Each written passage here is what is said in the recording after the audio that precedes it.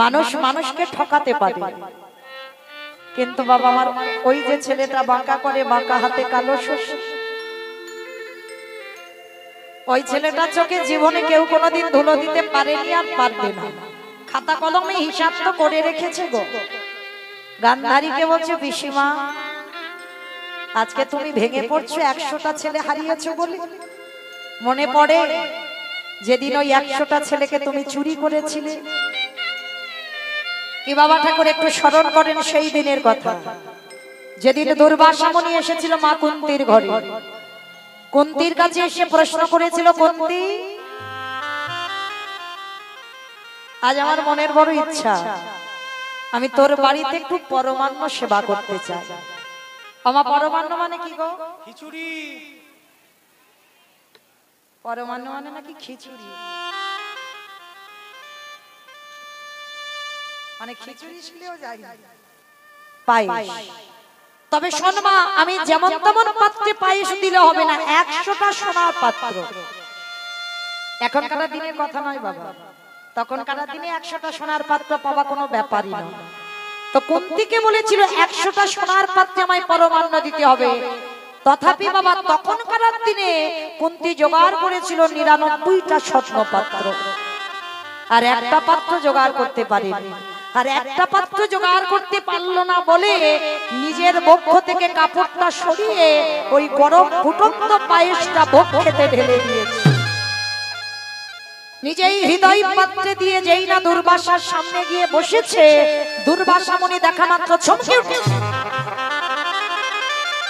একই কুন্তি, আমি তোকে পাত্রে দিতে বলেছি, তোকে হৃদয় পাত্রে দিতে বলিনি। বাবা ঠাকুর আপনি বলেননি ঠিক কথা, কিন্তু আমি অনেক কষ্ট করি 99টা পাত্র জোগাড় করতে পেরেছি, কিন্তু একটার বেলা পাচ্ছি না। ওই জন্য আমার হৃদয় পাত্র আমি ঢেলে দিলাম, আপনি গ্রহণ করেন।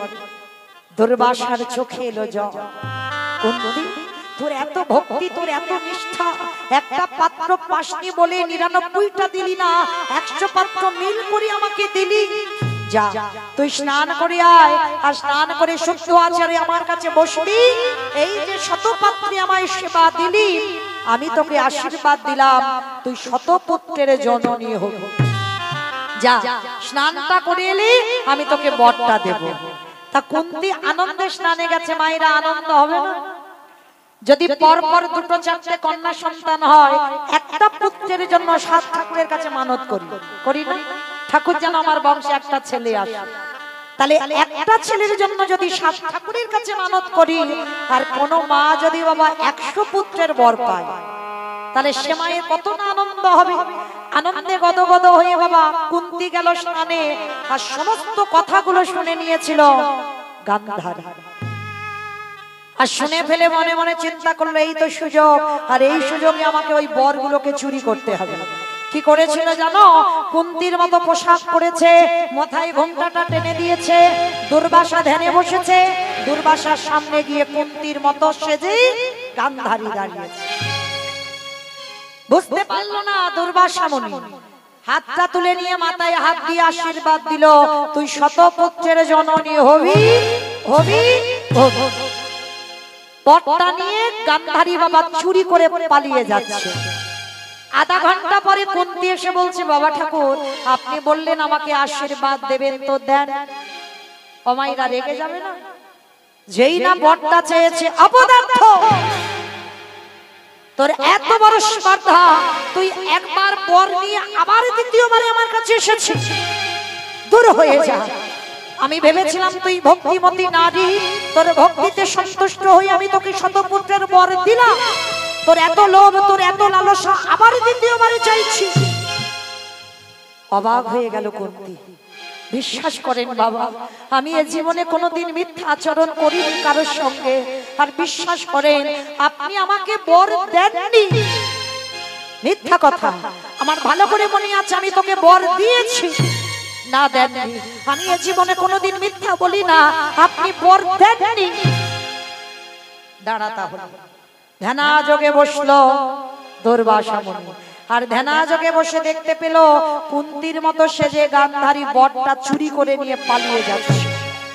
দুর্বাসা ধ্যানে বসে বললেন, ওরে পাপিষ্টা নারী, তোর এত বড় স্পর্ধা, তুই দুর্বাসার সঙ্গে ছলনা করি, তবে আমার সঙ্গে যখন ছলনা করলি আমি তো তোকে ছেড়ে দেব না। কুন্তির মাথায় হাত রেখে বলল, সেই সমাজ তোকে বলবে তুই পঞ্চপুত্রের জননী, তোর হবে 3টে সন্তান, যুধিষ্ঠির, ভীম, অর্জুন, আর মাতৃর হবে 2টো সন্তান, নকুল, সহদেব। আর মাতৃর মৃত্যুর পর এই ত্রিভুবন তোকেই বলবে তুই পঞ্চপুত্রের জননী। আর তোরই 5টা ছেলের হাতে ওই গান্ধারী যেমন আমার কাছ থেকে চালাকি করে বর চুরি করে নিয়ে গেল, তোর 5টা ছেলের হাতে ওর শতপুত্র নিধন হবে হবে হবে। কথাটা কে বললো বাবা? মৌমিতা না, কৃষ্ণ পিসিমাকে বলছে, পিসিমা পাপের ভরা পূর্ণ হয়েছে। যেমন বাবা শিশুপালের যতদিন না একাধিক হয়েছে ততদিন কি বাবা নিধন করতে পেরেছিল? ভগবানের আশীর্বাদ ছিল। তা কৃষ্ণ বলছে, পিসি তোমার পাপের ভরাটা একাধিকের বেশি হয়েছে। মনে পড়ে অনেকে আছে বাবা মনে মনে করি এ জন্মে একটা খারাপ কাজ করেছি, হয়তো বাবা এ জন্মে ফলবে না, এ গ্যারান্টি নেই। হয়তো তোমার পূর্ণের ভাগটা বেশি, এ জন্মে কুকর্ম করেছো, এ জন্মে ফলতে পারে নাও পারে, এর পরের জন্মে তাও না পারে, কিন্তু কর্মের ফল বাবা ভোগ করতেই হবে। গান্ধারী কি শুধু এই চুরি করেছে বলে 100টা ছেলে গেল? কখনো নয়, 108 জন্ম আরে আরো একটা পাপ করে রেখেছিল। যেদিন গান্ধারী আর ধৃতরাষ্ট্র ব্রাহ্মণ আর ব্রাহ্মণী ছিল, শয়ন কক্ষে শয়নে গেল, আর যখনই শয়নে গেছে বাবা, ব্রাহ্মণী বাসর ঘর মানে যেটা ফুলসজ্জার রাত, ব্রাহ্মণী অন্ধ, ধৃতরাষ্ট্র আর গান্ধারী 108 জন্ম আগে, ভালো করে শুনবেন, 108 জন্ম আগে ব্রাহ্মণ আর ব্রাহ্মণী ছিল, পালঙ্কে শয়নে গেল, উপরে একটা মাকড়সা জাল বিস্তার করে আছে। ব্রাহ্মণী বলছে, ব্রাহ্মণ ওই মাকড়সাটা আমায় পেড়ে দিতে হবে। কেন কেন ব্রাহ্মণী? মাকড়সা তো কিছু করেনি। বলে, করেছে। আমরা যদি বাসর ঘরে শয্যায় শায়িত হই, মাকড়সা যে আমাদের দর্শন করবে। ব্রাহ্মণী, তা বলে তুমি মাকড়সা নিয়ে কি করবে? দাও না পেরে, তারপরে দেখছি। বাসর ঘরে স্ত্রী বায়না করেছে, স্বামীকে তো দিতেই হবে। মাকড়সাটাকে পেড়ে দিল। আর বাবা যারা দেখেছেন মাকড়সার পেটে একটা ডিমের থলি হয় না, বড় বড় মাকড়সা দেখেছেন? ডিম একটা হয় না পেটে, একটা থলি মতো ব্যাগের মতো ঝোলে। তো ব্রাহ্মণী কি করেছিল? ওই থলিটাকে টেনে ছিঁড়ে নিয়েছিল, আর টেনে ছিঁড়ে বাবা ওই ডিমটাকে মাটিতে আছাড় মেরেছে। আর যখনই আছাড় মারলো, ওই যে সাদা মতো থলি থেকে ছোট্ট ছোট্ট ডিম বাইর হয়েছে। আর ব্রাহ্মণী কি করেছিল জানো? বাম পায়ের বৃদ্ধ আঙুল দিয়ে ওই ছোট্ট ছোট্ট ডিমগুলোকে টিপে টিপে মেরেছে। তাহলে বিনা অপরাধে কিন্তু সন্তানদের টিপে টিপে মারছে, মাকড়সা দেখছে। মাকড়সা তখনই কেঁদে বলেছিল, দয়াময় তুমি তোমায় খাট দাওনি, পালঙ্ক দাওনি, তুমি তোমার থাকার জায়গা দিয়েছিল ওখানে। তাহলে বিনা অপরাধে যখন ওই ব্রাহ্মণী আমাকে সন্তান হারা করে দিল, আমার পৃথিবীর সন্তানরা পৃথিবীর আলো দেখতে পেল না, আমি ওই ব্রাহ্মণীকে ছেড়ে দেব না। ওকে অভিশাপ দিলাম, আমার মতো ওকেও কোনো না কোনো জন্মে সন্তান হারাবার জ্বালা ভোগ করতে হবে হবে হবে। কি গো মায়েরা, ভেবে দেখেছে? বাগান থেকে জ্বালানি কাঠ এনে উনানে দিয়ে দিচ্ছ, যদি পিঁপড়ে বাসা বেঁধে থাকে,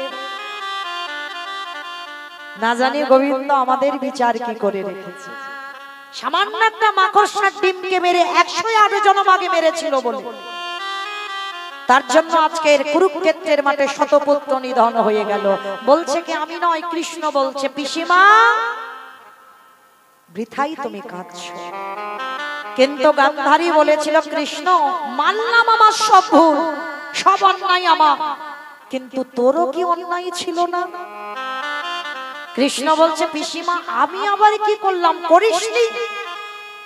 সন্তান জন্মগ্রহণ করলেই সে অমৃত সপুত্র হয়। সন্তান জন্মগ্রহণ করে ছোট বাচ্চা, তার বিবেক বুদ্ধি বৈরাগ্য কে শত্রু মিত্র কিছু থাকে না। তাহলে তুই কি পারলি না কৃষ্ণ? আমার 99টা ছেলেকে খারাপ করে দিতে, আমার একটা ছেলেকে তুই ভালো করে দিতে, একটা ছেলেকে ধর্মের পথে টেনে আনতে কেন করলি না? তাহলে তোরও ভুল, আমি তোর পিসি যদি হই আমি তোকে ছেড়ে দেব না। আজ আমার যেমন চোখের সামনে আমার পুত্র হারালাম, আত্মীয় পরিজন হারালাম, আপনজন হারালাম, আমিও তোকে অভিশাপ দিলাম, তোরও আমার মতো করে যদু বংশ ধ্বংস হবে হবে হবে। ভগবান মাথাটা পেতে নিল, বেশ পিসি অভিশাপ যখন দিয়েছো আমার মাথা পেতে আমি নিলাম। এই জন্য কথাটা বলি বাবা, পাপ ছাড়ে না বাবাকে। আমাদের বাবাকে ছিল না, বিশ্ব পিতাকে ছেড়ে দিল না, আর আপনারা আমরা তো তুচ্ছ বাবা, আমাদের ছেড়ে দেবে মনে করেছো? ঠিক এই রকম একটা অন্যায় পরম বৈষ্ণব বাবা ভোলানাথ করে ফেলেছিল। সামান্য একটা অপরাধ। কি অপরাধ করেছিল জানো? এই ভোলানাথের অপরাধের কথা শুনতে গেলে বাবা একটুখানি যেতে হবে যুধিষ্ঠির মহারাজের রাজস্বয় যজ্ঞ। যারা এখানে শাস্ত্র জ্ঞানী, যারা তত্ত্ব জ্ঞানী, তারা বুঝবে ভগবান কৃষ্ণ আমার বৈষ্ণবকে কোন জায়গায় তুলে রেখেছে। আমরা তো মানুষ, আমরা কত বৈষ্ণব নিন্দা করি, সাধু নিন্দা করি, কিন্তু আমার স্বয়ং ভগবান রাজস্বয় যজ্ঞে বৈষ্ণবকে কোন জায়গাটা দিয়েছে একটু আস্বাদন করে। ভগবান কৃষ্ণ রাজস্বয় যজ্ঞে বাবা যুধিষ্ঠির রাজস্বয় যজ্ঞ করছে, সবাইকে দায়িত্ব দিয়েছিল কৃষ্ণ। আর যুধিষ্ঠির মহারাজ বলেছিল, কৃষ্ণ ও কৃষ্ণ তুমি তো সবাইকে দায়িত্ব দিচ্ছ, তুমি নিজে কোনো দায়িত্ব নেবে না? আচ্ছা বাবা আপনারা বলেন, এই যে আমার দাদা ভাইরা এত বড় অনুষ্ঠানটা চালাচ্ছেন, একা একার দ্বারা কি সম্ভব হয়? হয়তো বাবা অনেকে বাবা ব্যক্তিগত কীর্তন করায়, কিন্তু ব্যক্তিগত হলেও কিন্তু কাউকে না কাউকে বাবা শ্রম দিয়ে সাহায্য করতে হবে। অর্থ দিয়ে না করুক, কিন্তু পরিশ্রম দিয়ে। একটা যোগ্য মুখের কথা নয়, অনেকের লোকজনের প্রয়োজন। তা ভগবান কৃষ্ণ রাজস্বয় যজ্ঞে সবাইকে দায়িত্ব দিচ্ছে। আর আমার যুধিষ্ঠির দাদা হেসে কৃষ্ণের কাছে গিয়ে বলছে, কৃষ্ণ ও কৃষ্ণ তুমি তো সবাইকে দায়িত্ব দিচ্ছ, ও কৃষ্ণ তুমি নিজে কোনো দায়িত্ব নেবে না? ভগবান একটু মুচকি হেসে বলছে, জানো দাদা, আমার ভগবান দেখবেন, ভগবানকে যত চোর বলুক, লম্পট বলুক, অভদ্র বলুক, যে যাই বলুক না কেন বাবা, ভগবানের মুখ থেকে কোনোদিন হাসি কিন্তু যায় না। হাজার লোক কটু কথা বলে, কিন্তু ভগবানের মুখ থেকে হাসি যায় না।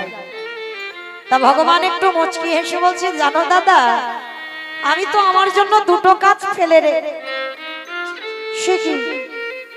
সবাইকে একটা করে কাজ, আর তুমি তোমার বেলা দুটো কাজ। কি কাজ নিয়েছো কৃষ্ণ? বলে, জানো দাদা, আমার প্রথম কর্ম হবে ওই যজ্ঞে যত যত ভক্তরা আসবে, আমি কৃষ্ণ দয়াময় হয়ে সবার প্রথমে আমি নিজের হাতে ওদের চরণ যুগলাগে ধৌত করে দেব। এটা হবে আমার প্রথম কাজ। যেই না কথাটা বলেছি, যুধিষ্ঠির দাদা ছমকে উঠে, কৃষ্ণ এটা তুই কি বলছিস? তুই সবার পা ধোয়াবি, কিন্তু তুই তো জানিস, আমি জানি তুই কি আর আমি কে। ছোট বড় বিচার করবি না? বলে, না দাদা, আমি ছোট বড় জাত বিচার কোনো ভেদাভেদ করব না। যারা যারা যজ্ঞে আসবে আমি কৃষ্ণ যজ্ঞের দরজায় দাঁড়াবো, আর প্রত্যেকের চরণ যুগল আমি নিজের হাতে করে ধৌত করব। আচ্ছা বাবা, এই জায়গাটা একটু আস্বাদন করবে। যিনি বিশ্বের শ্রেষ্ঠ মালিক ভগবান, যার কোনো কিছু অভাব নাই, যার কোনো কিছু অভাব ছিল না, যে মনে করলে বাবা পৃথিবীটাকে লয় প্রলয় করে দিতে পারে, তাহলে সেই ভগবান আজকের পা ধোয়ার দায়িত্বটা কেন নিয়েছে? ভাবতে পারছেন কেন ভগবান পা ধোয়াবে? তার তো কিছু অভাব নাই, তাহলে তিনি কেন আজকের পা ধোয়া আবার কাজ নেবে? যে মনে করলে একটা সেকেন্ডে এই পৃথিবীটাকে ধ্বংস করে দিতে পারে, তাহলে তিনি কেন পা ধোয়াচ্ছে? ওই যে বললাম বাবা, নিজে আচরি ধর্ম জীবেরই শেখায়, নিজে না করলে ধর্ম জীবকে শেখানো না যায়।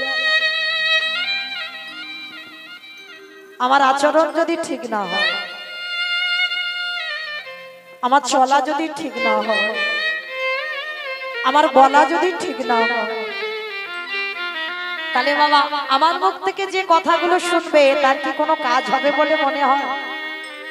ভগবান নিজে আচরণ করে জীব শিক্ষা দিচ্ছে। কি আচরণ করলেন? জগৎকে শেখালেন, ওরে জগৎ তোরাও আমাকে দেখে সে। বাড়িতে যদি একজন ভক্ত আসে, সাধুগুরু বৈষ্ণব আসে, চেষ্টা করবি সবার আগে নিজের হাতে ওদের চরণ যুগল আগে ধৌত করে দিতে।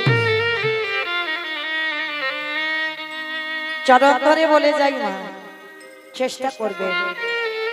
আমি কারোর ওপর চাপিয়ে দিয়ে যাচ্ছি না, আর কেউ যেন মনে করবেন না বাবা মৌমিতা বড় বড় বলি বলে জ্ঞান দিয়ে যাচ্ছে না।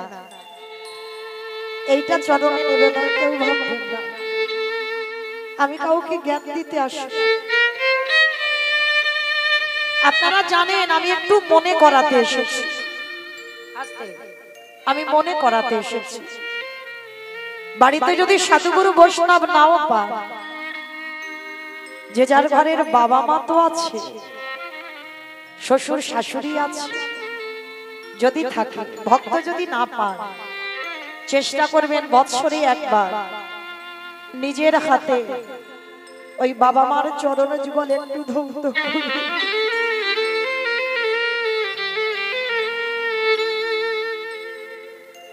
আমি রোজ রোজ বলে যাচ্ছি না, বৎসরে একবার চেষ্টা করবে। কেন বললাম জানেন? ভগবান কৃষ্ণ তো সুদামাকে বলেছিল, সুদামা এই পৃথিবীতে সবার আগে বড় গুরু হলো যে যার ঘরের বাবা মা, তারপরে গুরু হলো শিক্ষা গুরু, দীক্ষা গুরু, তারপরে গুরু হলাম আমি ভগবান। এই জগতে ভগবান তো বলতে পারতো সবার আগে আমি বড় গুরু, না, বাবা মাকে আগে জায়গা দিয়েছে। মনে রাখবেন বাবা, ওই দুটো চরণ এমন অমূল্য সম্পদ, যাদের আছে একটু আগলে রেখো, আর যারা হারিয়ে ফেলেছ হাজার দিন ডাকলেও বাবা আর ফিরে পাবে। তাই যাদের আছে একটু যত্ন করে রেখে দিও। তো আজকের ভগবান কৃষ্ণ রাজস্ব এই যজ্ঞে ওই পা ধোয়ার কাজটা নিয়েছে সবার আগে। শুধু পা ধোয়া নয়, আরো কাজ করছে। কি কাজ জানো? যারা যারা প্রসাদ পেয়েছে, কৃষ্ণ দয়াময় আমার নিজের হাতে ওই প্রসাদের থালাগুলো নিয়ে নর্দমায় ফেলতে যাচ্ছে। শুধু নর্দমায় ফেললো না, আরো একটা কাজ করছে। কি কাজ জানো? যারা যারা ওই প্রসাদ পেয়েছে, ওই অন্নের থালাতে অন্ন ব্যঞ্জন লেগে আছে, কৃষ্ণ একটু করে তুলে নিয়ে ভগবান নিজের গায়ে ভালো করে মাখছে। ভক্তি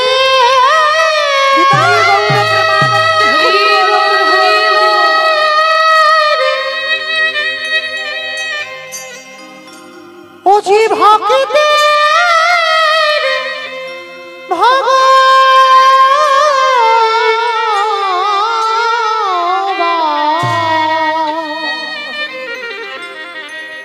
বুঝি ভক্ত ছাড়া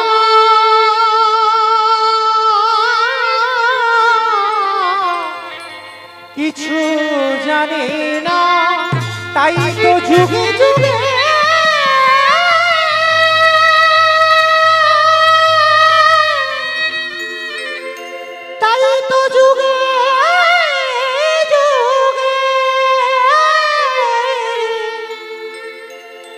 যে ভক্তে কাছে দয়ালে ছুটে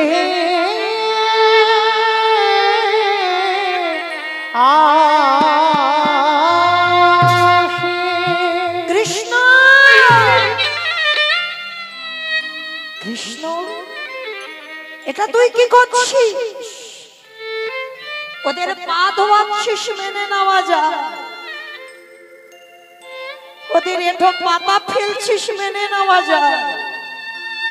কিন্তু কৃষ্ণ ওদের এঠোগুলো নিয়ে তুই গায়ে মাখছিস কেন?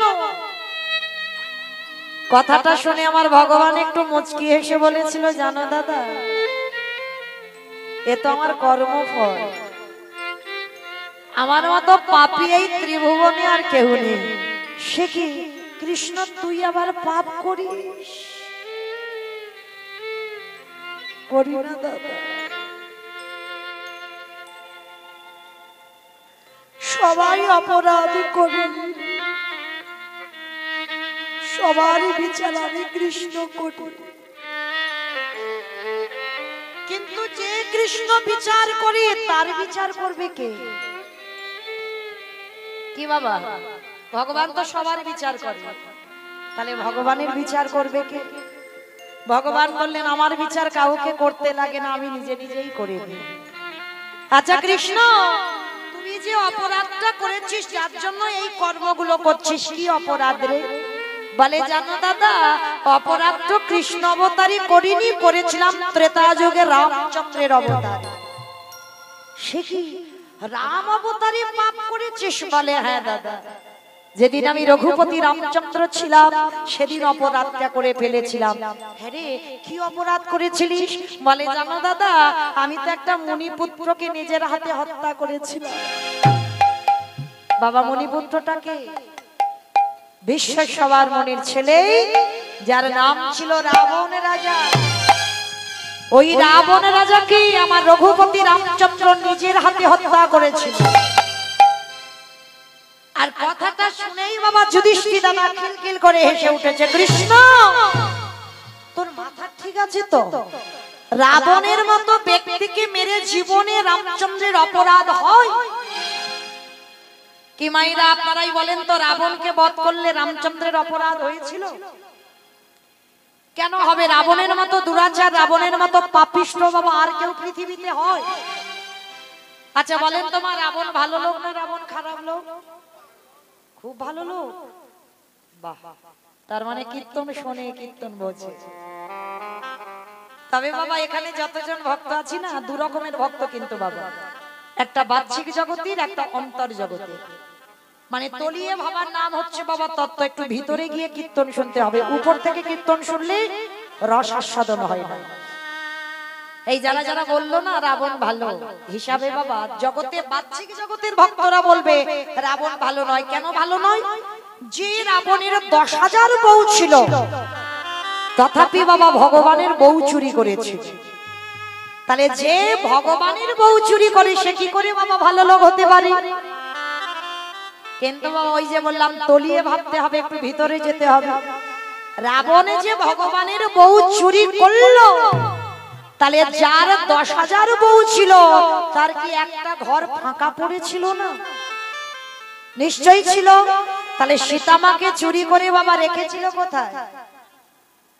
অশোক কাননে। কেন অশোক কাননে রাখবে? প্রশ্নই তো উত্তর বেরিয়ে যাচ্ছে। দেখেন, অশোক, যেখানে শোকের ছায়া লাগে না সেইখানে সীতামাকে রেখেছিল। কারণ মনে রাখতে হবে বাবা, রাবণ সীতামাকে চুরি করেছিল, কোনদিন ভোগ করার লালসা নয়। এই জগতে কোন পুরুষ যদি মনে করে নারী হলো তার কাছে ভোগের সম্পদ, সারা জীবন তেমন থাকে। আর কোন পুরুষ যদি মনে করে নারী হলো তার কাছে আরাধনার বস্তু, সারা জীবনই বাবা আরাধনারই বস্তু থাকে। তাহলে সীতামাকে চুরি করেছিল রাবণ সাধনার জন্য, আরাধনা করবার জন্য। কেন জানো? রাবণের একটা প্রতিজ্ঞা ছিল, সবাই তো ভগবানের কাছে যায়, আমি যাব না ওর কাছে, ওই বেটা আসবে আমার কাছে। আরো পরিষ্কার করে বোঝাই মাইরা, সিনেমা টিনেমা দেখো তো? আচ্ছা বলো তো, যখন নায়ককে জব্দ করা না যায় তখন ভিলেন কি করে? নায়িকাকে চুরি করে না? আর নায়িকাকে যদি বাবা চুরি করা যায়, আর কি নায়কের কাছে যেতে লাগবে? 10 তলা বিল্ডিং থেকে নায়ক একেবারে ছুটে নায়িকার কাছে চলে যাবে। হ্যাঁ, তাহলে রাবণ হচ্ছে ভিলেন। আরে নায়িকা হলো আমার সীতা মা, আর নায়কটাকে আমার রঘুপতি রামচন্দ্র। ওই রামচন্দ্র যত ওই সীতা মায়ের কণ্ঠধ্বনি শ্রবণ করবে, যত ছেলেরা ওই সীতা মাকে মারবে, আর সীতা মা যত হারামা হারামা বলে কাঁদবে, যদি একেবারে কোনো ক্রমে ওই নায়কের কানে পৌঁছে যায়, নায়ক থাকতে পারবে কি গো? অযোধ্যা থেকে ছুটে যাবে না লঙ্কায়? ছুটে অবশ্যই যেতে বাধ্য। তো রাবণ মনে মনে করছে, মন্দোদরী আমার রঘুপতি রামচন্দ্র যদি কোনোদিন লঙ্কায় আসে, সেদিনে যদি আমার রাজ্যে সবে জলে শুকায় যায়, যদি আমার রাজ্যে খাল বিলি নদী নালা পুকুর ঘাটির জলে না থাকে, বলো মন্দোদরী আমার রামচন্দ্র যদি লঙ্কায় চরণে দেয়, বলো বলো কি দিয়ে চরণ তুমি ধোয়া দিবে?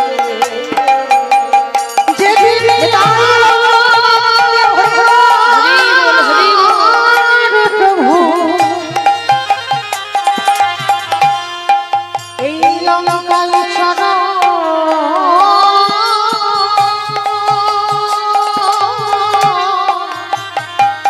চরণে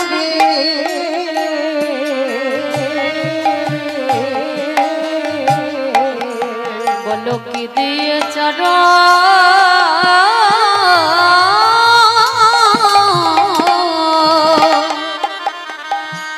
চরণ ধুয়াইবে? রাবণ বলছে, মন্দোদরী আমি কাঁদি না, কেন জানো? চোখের জলটা আমি আটকে রেখে দিয়েছি, যদি কোনোদিন আমার রাম লঙ্কায় আসে, ওই রামচন্দ্রের চরণ দুখানা বক্ষে আমি কি করব জানো? আমার লঙ্কাতে তো জল সব শুকনো খরা হয়েছে, সেদিন কি করব? আমি কাঁদি না এখন, কেন? যদি কোনোদিন আমার প্রভু আসে, সেই দিন আমার চোখের জলে চরণ ধোবাই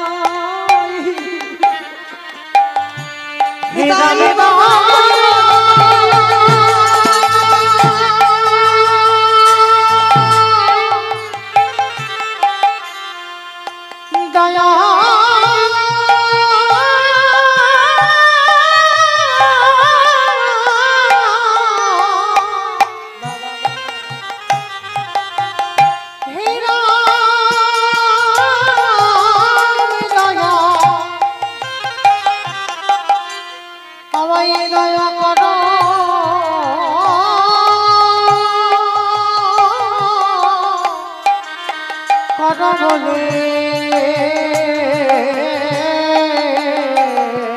সেদিন চোখের জল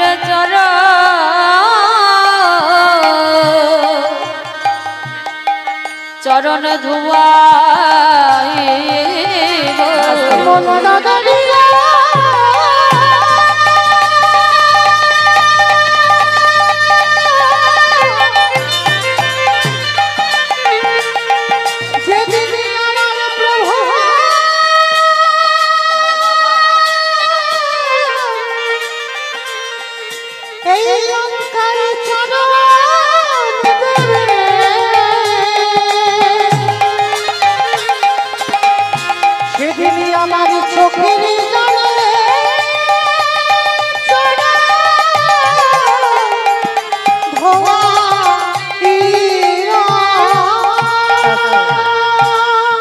তাহলে সেই রাবণের মতো ব্যক্তিকে রামচন্দ্র হত্যা করেছিল, আর হত্যা করে রামচন্দ্রের সর্বশরীরটা পাপী হলো।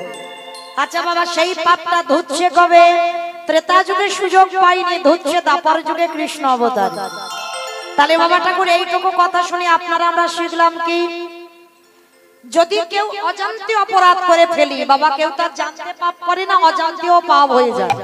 একটা সাধুগুরু বৈষ্ণবের চরণ যুগল ধৌত করাও, তাও যদি না পারো বৈষ্ণব সেবা দিয়ে তাদের এঁঠো পরিষ্কার করো, তাও যদি না পারো বৈষ্ণবদের একটু ভক্ত প্রসাদ পেলে ওই ভক্তের উচ্ছিষ্ট একটু গায়ে মেখে নাও।